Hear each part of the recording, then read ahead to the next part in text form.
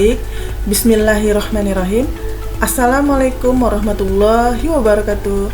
Halo teman-teman mahasiswa, salam sejahtera untuk kita semua. Hari ini kita sudah memasuki pertemuan kedua. Yang sebelumnya pada pertemuan pertama kita membahas tentang sejarah akuntansi. Baik, untuk pertemuan kedua ini kita akan membahas mengenai ruang lingkup akuntansi. Nah, untuk materi ini, kemampuan yang diharapkan atau sub CPMK-nya yaitu menjelaskan dan menganalisis definisi, konsep, dan ruang lingkup akuntansi. Untuk indikator penilaiannya, ketepatan dalam menjelaskan dan menganalisis definisi, konsep, dan ruang lingkup akuntansi. Baik, di sini pengertian akuntansi merupakan suatu proses mencatat, mengklasifikasi, meringkas, dan melaporkan transaksi keuangan. Transaksi keuangan seperti bukti-bukti transaksi, apa saja contohnya bukti-bukti transaksi?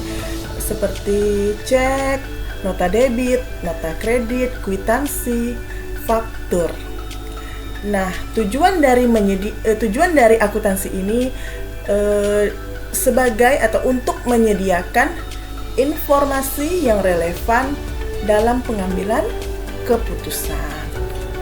Nah, untuk fungsi akuntansi ini ada 3. Yang pertama, menyediakan informasi keuangan kepada pihak internal dan eksternal. Yang kedua, sebagai alat pengendalian manajemen. Dan yang ketiga, membantu dalam perencanaan dan pengambilan keputusan. Untuk konsep dasar akuntansi, di sini terdiri dari kesatuan ekonomi atau entity konsep, pemisahan antara entitas bisnis dan pemilik. Yang kedua, kelangsungan usaha atau going concern.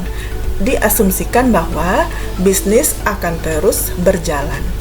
Yang ketiga, pengukuran dalam unit moneter, semua transaksi dicatat dalam satuan uang. Yang keempat, kewajaran atau fairness dan konsistensi prosedur dan kebijakan akuntansi harus diterapkan secara konsisten. Nah, itu merupakan konsep dasar akuntansi. Untuk prinsip-prinsip akuntansi ini ada 5. Yang pertama, prinsip biaya historis. Prinsip biaya historis ini merupakan prinsip yang menyatakan bahwa aset harus dicatat pada laporan keuangan sebesar biaya perolehan awalnya, yaitu harga yang dibayarkan saat aset tersebut pertama kali dibeli. Yang kedua, ada prinsip pengakuan pendapatan, merupakan aturan akuntansi yang menentukan kapan dan bagaimana pendapatan harus diakui dalam laporan keuangan. Untuk prinsip ketiga, yaitu prinsip kecocokan atau matching principle, di mana prinsip ini yang mengharuskan biaya yang terkait dengan pendapatan diakui pada periode yang sama dengan pendapatan tersebut dihasilkan. Tujuannya untuk mencerminkan hubungan sebab akibat antara pendapatan dan biaya, serta menghasilkan laporan keuangan yang lebih akurat. Untuk prinsip keempat, prinsip pengungkapan penuh atau full disclosure, di mana konsep akuntansi yang mewajibkan perusahaan untuk mengungkapkan seluruh informasi yang material dan relevan dalam laporan keuangan mereka, sehingga pengguna laporan keuangan dapat membuat keputusan yang tepat. Untuk prinsip terakhir, prinsip konsistensi, di mana pada prinsip ini mengharuskan perusahaan untuk secara konsisten menggunakan metode dan prinsip akuntansi yang sama dari satu periode ke periode berikutnya. Baik, untuk bidang pengetahuan akuntansi ini terdiri dari akuntansi keuangan.